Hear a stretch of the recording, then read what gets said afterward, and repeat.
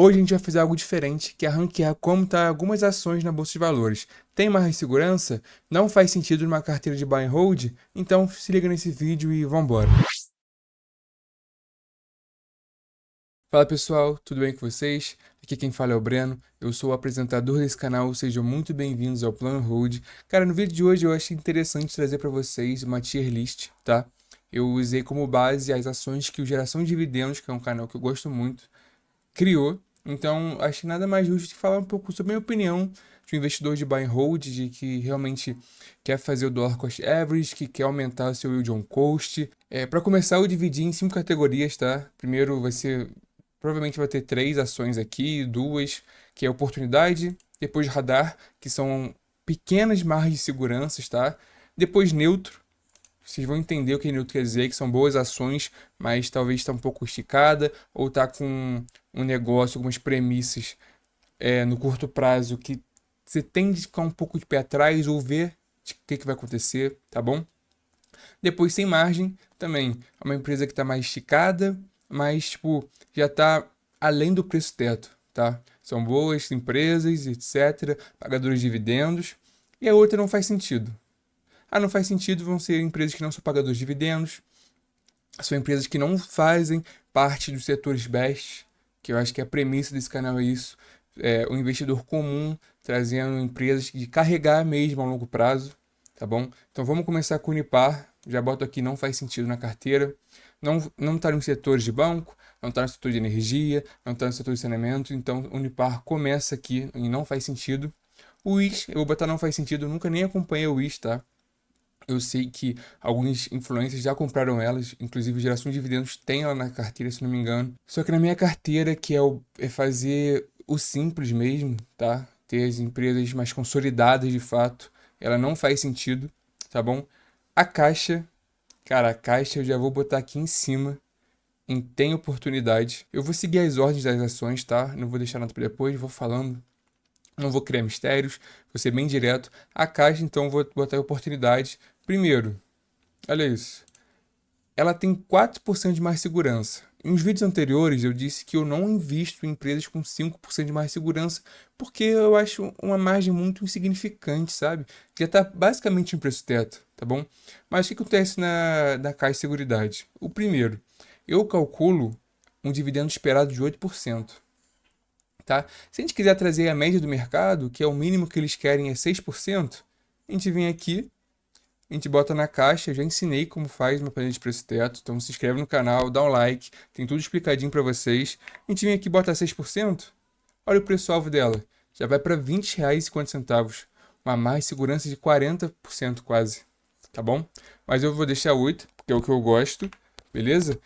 E também tem outros fatores que fazem ela ser oportunidade. O primeiro, lucros crescentes, beleza? Eu já vi algumas notícias que tem que a Caixa de Seguridade tende a aumentar o lucro líquido. Então provavelmente aqui já vai ser 1,2 projetado para o segundo tri.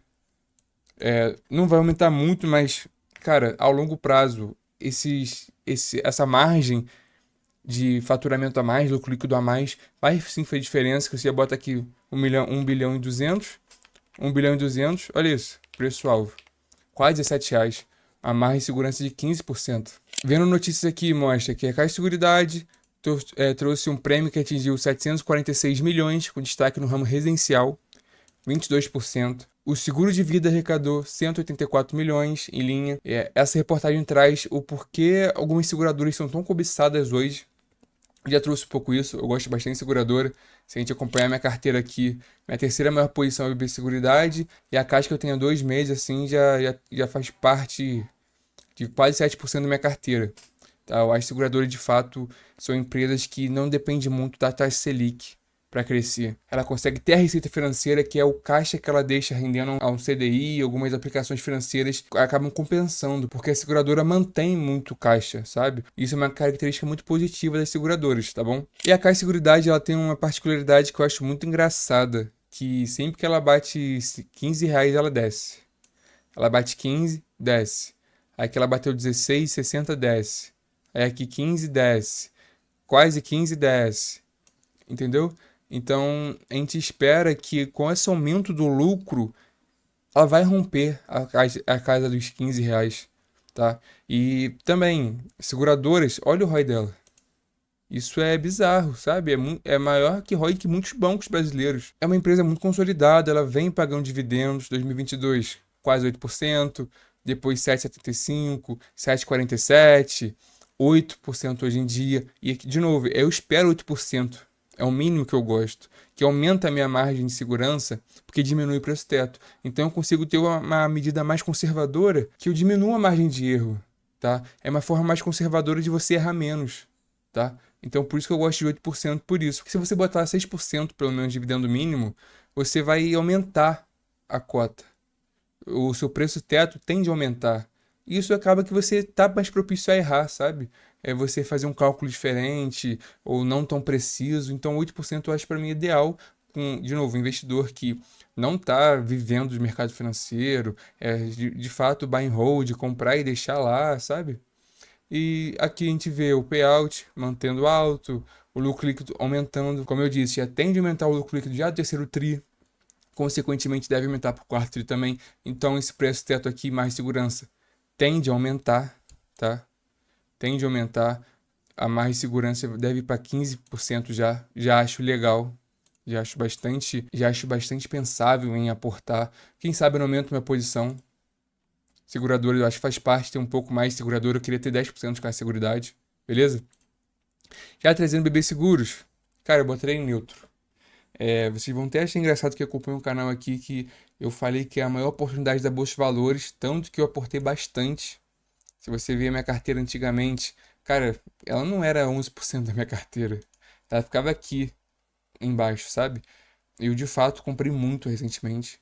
Ela tende a pagar um dividendo alto esse ano, mas já está tendo algumas notícias que essa crise no agro que está no Banco do Brasil pode espirrar no BB Seguros, que a inadimplência tem crescido, que geralmente fica em torno de 1%, está indo para 4%, isso no Banco do Brasil. Então pode respingar para BB Seguridade. É a parte do agronegócio de fato que é o maior cliente do BB Seguridade. É a Caixa Seguridade, só dando um passo atrás, tá? Ela está muito alinhada em seguros habitacionais, ou seja, um seguro de incêndio, Minha Casa Minha Vida, a gente viu a Previdências. BB Seguridade é muito do agronegócio, assim, eu acho que é o carro-chefe deles, e não é à toa que eles arrecadam mais, mas também o risco aumenta, tá? Que você consolida muito o seu cliente em um setor específico. E é commodity, né, cara? Tem essa volatilidade, tem essas correlações com questão de chuva, questão de macroeconomia, e por isso que o momento hoje, infelizmente, é neutro, tá? Mas, de novo, BB Seguros tem margem, tem preço teto, cara, é uma empresa muito boa, tá? Então a gente só fica com neutro porque tem o pé atrás para ver como que vai ser. Vamos esperar sair o terceiro trio, o resultado, pra gente fazer um pente fino, ver como é que tá, se vai afetar muito de fato, ou vai ser só burburinho, beleza? Cara, Suzano e Cosan, já vou botar aqui embaixo. Muito endividadas. Cara, essa holding, a Cosan tá numa situação muito delicada, tá bom? Iranier, commodity para mim é só Vale e Petrobras. Obviamente, se você gosta mais de uma valorização, você pode ir para PetroRio, mas eu gosto de fazer o básico, tá? E o mais certeiro. Metal leve, não faz sentido na minha carteira, tá? Então nem vou falar muito dessas ações porque eu nem estudo, não sou pagador de dividendos, não sou no setor best. Cara, B3 eu vou botar que não faz sentido também. Eu acho que não tem por que você ter uma ação do B3 na sua carteira. CEMIG, cara, CEMIG eu vou deixar como neutro, mas tende a estar sem margem, tá? A margem hoje da CEMIG é de 1%. Então eu vou deixar neutro só porque ela não está esticada, tipo, ela não está acima do preço teto que eu estipulei. A Eletrobras, mesmo tendo subido bastante, eu acho ela uma oportunidade. E vocês podem falar, nossa, Breno, mas você botou ela em oportunidade sendo que ela não paga dividendos. Mas ela tem de ser uma boa pagadora de dividendos, não é à toa que ela cresceu muito recente na Bolsa de Valores. Se a gente puxar aqui no Investidor 10, cara, ela tem uma valoração de 40% esse ano. 40%, entende? E ela já vem pagando dividendos. Ela teve um problema recente, tá bom? Também a gente tem que falar, dar de César o que é de César. Ela teve um probleminha que isso deixou ela um pouco esquecida. Ano passado ela voltou a ser falada na mídia pela aquela situação que teve com a ex-energia. tá? Mas olha isso, o lucro líquido, ela tem dado a virada de chave. 2024 teve um lucro líquido alto. Pô, espera que volte a ter crescente da Eletrobras, que, cara, a Eletrobras é uma empresa surreal, sabe? Aumentou o payout também, tá? Então ela tende a ser novamente uma boa pagadora de dividendos, por isso as pessoas estão olhando. Eu não tenho muitas notícias da Eletrobras porque, cara, eu já tenho duas empresas de energia, tá? Então eu acompanho de fato a CEMIG e a Is Energia, e essas eu acabo vendo uma coisa ou outra, mas não estudo aprofundadamente elas. Mas eu sei que é uma oportunidade, que vai ser uma boa pagadora de dividendos. Tem muitas pessoas olhando pela Eletrobras pelo fato das pessoas tentarem antecipar o mercado, comprando quando ela estava na baixa, entre aspas, onde ela não pagava dividendos ainda, e tentar ter a valorização antes de anunciar os dividendos dela, para você ter um yield on cost muito alto, entende? Para você criar essa posição antes do mercado precificar, tá? É, Hoje eu não sei dizer de fato se ela tem mais margem, mas como eu sei que é uma das maiores empresas de energia do Brasil, que pode voltar a ser um grande player na questão de dividendos, eu vou deixar ela como oportunidade, sim. Cara, Magalu, eu nem vou falar muito. Questão de varejo no Brasil não é legal em questão de ações. Ambev já tive na carteira também, não gosto. Taurus não faz sentido ter na carteira.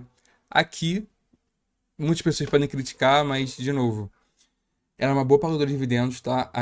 A VEG, ela tem um payout de 50%, mas a cota tá tão esticada, é uma cota que tem um PL tão alto, assim, por ser, obviamente, uma empresa muito boa, tanto que as pessoas falam que queriam ter mais VEGs na Bolsa Brasileira, ela não tem um dividend yield muito bom, sabe? O preço castigou muito a VEG e não tá nas carteiras dos investidores de longo prazo. Justamente por esse PL esticado, esse PL muito alto. Cara, ela tem indicadores de estoques de empresas nos Estados Unidos, sabe? Uma empresa brasileira. Então eu vou botar que não faz sentido, eu não vejo ninguém comprando uma VEG visando os dividendos. Cara, Copasa eu vou botar sem margem. Eu acho que ela já teve a valorização dela, tá? Ela só não tá e não faz sentido porque ela tá no setor best, beleza? A Sanepar, neutro. Vocês podem falar, nossa, mas a Sanepar paga só 6%, Breno. Você gosta de ter 8%. O Yield on Coast, gente. Por isso que eu falo, compra as ações que têm potencial de valorização além de pagadores de dividendos. Olha o Yield on Coast. Quase 10% na Sanepar. Você não vê isso em qualquer pessoa. Você vê muitas carteiras aí que as pessoas estão comprando Cinepar com o yield on cost de 6%, 7%. Essa é a maior prova do buy and hold.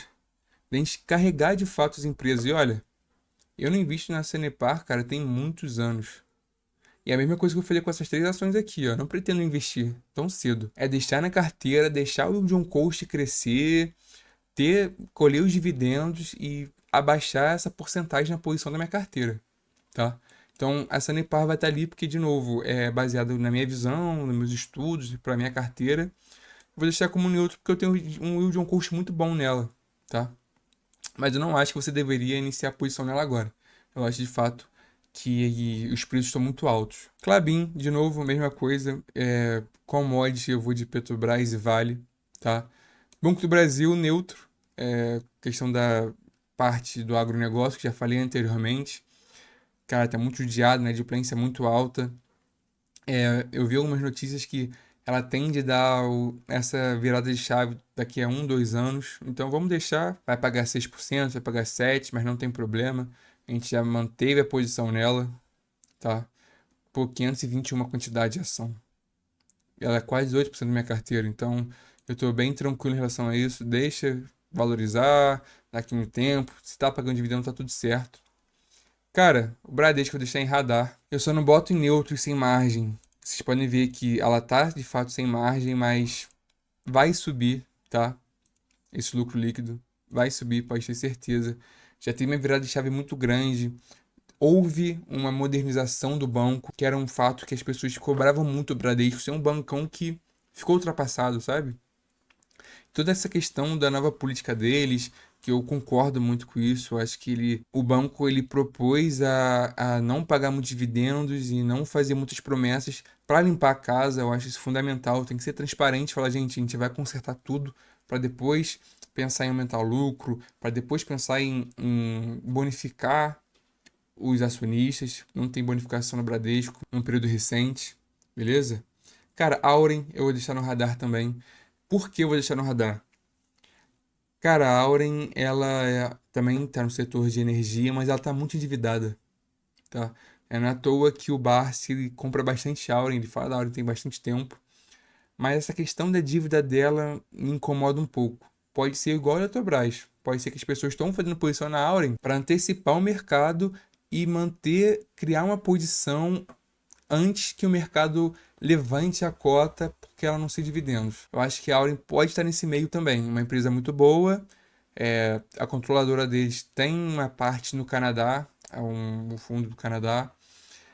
Que é isso, está muito endividada, é limpar a casa para bonificar, rentabilizar o acionista. Então, hoje eu não investiria, mas está no radar. O radar que é você acompanhar notícias, por sair o resultado, vai ler o resultado e se vê oportunidade de compra. Eu acho bem factível o cenário atual da Auren. A Vale, radar também. A Vale tem tudo para aumentar os dividendos. Cara, ter dividendos extraordinários, que é muito positivo da Vale. Como eu disse, a Vale ela tem um único, exclusivo função, que é diminuir os custos operacionais. Como ela é uma commodity, ela não tem muito controle do lucro líquido, porque está relacionado tanto com uma commodity, que é o minério de ferro, e com o preço do dólar, por ser um fato de exportação. É o principal player que compra o minério de ferro da Vale é a China. Então tem uma questão macro muito forte na Vale. Então a única coisa que ela tem de fato como prioridade e função que ela pode controlar é diminuir o custo. Porque assim ela consegue produzir mais gastando menos. E ela tira um pouco desse peso em variáveis explicativas que ela não tem muito controle. Então acho fundamental. A Vale é uma baita empresa, pagadora de dividendos também. Tá? Tem a Vale na minha carteira. Poxa, 6 quase 7% da minha carteira total tá na Vale, muito legal. Cara, a Gerdau eu vou deixar como sem margem, barra neutro. Ela pode ter virada de chave também. Já tive Gerdau na minha carteira, tá? Também, exportadora de commodity muito boa. A Boa Safra não faz sentido, mas eu tenho Boa Safra, que eu tentei. Eu tentei não, né? Eu vou tentar ter uma valorização assim que cair a Selic. Cara, a soja 3, uma exportadora de commodity de sementes, então ela exporta muita soja e milho, tá? Eu acho isso bem, foi bem para sentir realmente fazer uma marcação ao mercado, digamos assim, com a alta da Selic. E vamos ver, tanto que nem aumentei posição, tá? É 1% da minha carteira. Foi mais para sentir, primeira vez que eu pego uma alta Selic tão alta, então eu quis fazer um swing trade e que ainda não fiz, tá? Tem um ano ela na minha carteira, tá bem parada, não paga dividendos, mas é isso, não tem muito o que falar. BTG não faz sentido porque é um banco, mas é um banco de valorização de cota. Tá? Eu gosto muito do BTG, acho uma baita empresa, mas para uma carteira de dividendos ser Turbest, ela não faz sentido para mim. As Energia, Radar, as Energia também tende a pagar dividendos maiores, tá? Ela teve uma remuneração bilionária agora, vai aumentar o caixa dela. Tem todo o lance de aumentar o CAPEX recente, porque vai cair a receita do RBSE que ela ganha em 2028, tá? Eu tô para fazer um vídeo da Energia, assim que sair o resultado dela eu vou trazer. Podem me cobrar aqui. Que, cara, eu gosto muito da Energia. Ela é a sexta maior posição da minha carteira, quase 10% da minha carteira. Aqui vocês vão ver que ela não vai ter margem, mas porque o lucro líquido de fato dela foi muito baixo, mas com essa bonificação que ela vai aumentar o caixa, ela pode pagar mais dividendos, então isso muda completamente o jogo dela, tá? Mas de novo, cara, transmissora, transmite para o estado de São Paulo, maior cidade da América Latina. Então eu acho que ela tem uma função no Brasil assim muito boa, tá? A Energia não tem nada a reclamar. Itaú, Radar também. Por que Radar? Cara, a Itaú ela tem um ROI bizarro, tá? É, cada ano que passa, a Itaú fica maior ainda, que a gente acha bizarro. Já se consolidou como o maior banco da América Latina, domina a questão de banco no Brasil, mas ela ainda tem espaço para crescer, que isso é bizarro. É um trabalho muito bem feito, de fato, desse banco privado. Paga bastante dividendos, não tem muita margem, não tem muita margem. 6% de margem, mas o ROI dela compensa, tá? De novo, eu busco 8. Se a gente botar um ROI diferente pro Itaú, cara, vai cair. Se a gente botar um ROI de 7, um dividendo de 7, já tem uma margem de segurança. Se a gente pedir um dividendo de 6, já sobe mais ainda, tá? Então, por isso que eu trouxe. Na minha planilha de preço ela não tem margem, mas o ROI dela fala por si só. A empresa que, cara, você pode comprar e deixar na sua carteira que não tem problema. Eu já tive Itaú na minha carteira, só que eu desfiz de posição porque eu tenho Itaúsa, então não tinha por que ter dois. E a Itaúsa tem um desconto hold que deixa ela mais barata ainda. Não é à toa que tem uma valorização de 51% a Itaúsa. Ela paga dividendo de 9%, estou com o yield ao custo de 14%, tá? Copel, cara, Copel eu vou deixar aqui em sem margem. Eu nem acompanho muito a Copel. Na parte de energia, eu ficaria mais de olho em Eletrobras, Auren Energia e CEMIG. Então não tem muito espaço para uma quinta, tá? Eu acho já demais. Fleury não faz sentido. Marfrig não faz sentido. JBS não faz sentido. Santander sem margem. De fato, dos bancões é o pior de todos, na minha opinião. Muitas pessoas, se você pesquisar no YouTube, tem muitas pessoas que falam que comprou o Santander esperança de dividendos, de uma valorização de cota e se frustrou, porque é um banco bem ultrapassado de fato. Pode estar bem encaixado que é o Bradesco há 2, 3 anos atrás, tá? Aí o Santander não vejo fôlego, não vejo expectativa de aumento de lucro líquido tão recente, pagamentos de dividendos tão atrativos, tá? A Taesa, neutro. A Taesa tá bem endividada também, mas, cara, questão de energia e dividendos, aí a Taesa pode ter certeza que ela domina. Mas a mesma coisa que a Auren, a gente pode até botar no radar, talvez, ou trazer a Auren para baixo, que eu acho que elas conversam muito questão disso. Obviamente, uma transmissora, outra geradora, mas a questão dela de empresas estão bem relacionadas, que é uma empresa muito boa, extremamente endividadas. Tá? Então, até baixei a Auren, acho que faz mais sentido deixar ela junto com a Itaesa, porque eu não vejo Itaesa no radar. A Itaesa nem margem tem, tá? A minha margem para ela é de R$ 36 para Itaesa. Cara, Itaúsa, eu vou deixar aqui a oportunidade. Por quê? Porque eu deixei Itaú no radar e Itaúsa em oportunidades. Porque daqui no curto prazo, com essa nova reforma tributária, vai acabar o desconto hold, ou seja, a Itaúsa tende a aumentar o preço. Você pode pesquisar, tem casos já trazendo Itaúsa a R$ 13 de preço teto. O Clube de Dividendos, que é um canal que eu gosto muito, já trouxe a R$ 15 Itaúsa. Na minha planilha de preço teto, ela tá com um preço teto de R$ 12, com uma margem de 9.